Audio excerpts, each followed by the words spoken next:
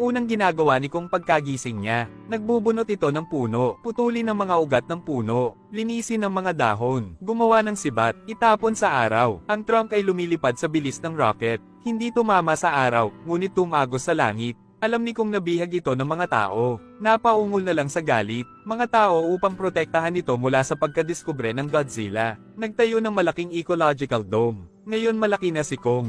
Nagpa siya ang siyentipiko na dalhin ito sa bahay. Ito rin ang sentro ng mundo, kaya kinadi na si Kong. Kumain ng pagkaing dagat na nahuli mula sa karagatan hanggang sa nilalaman ng iyong puso.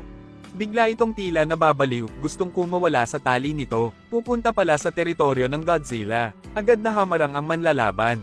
Pinitik ni Godzilla ang kanyang buntot, ang eroplano ay naging fireworks. Ang nakatali na si Kong ay maaari lamang mag-alala ng walang pasensya. Sino ang inaasahan na maglalaro si Godzilla ng sneak attack mula sa ilalim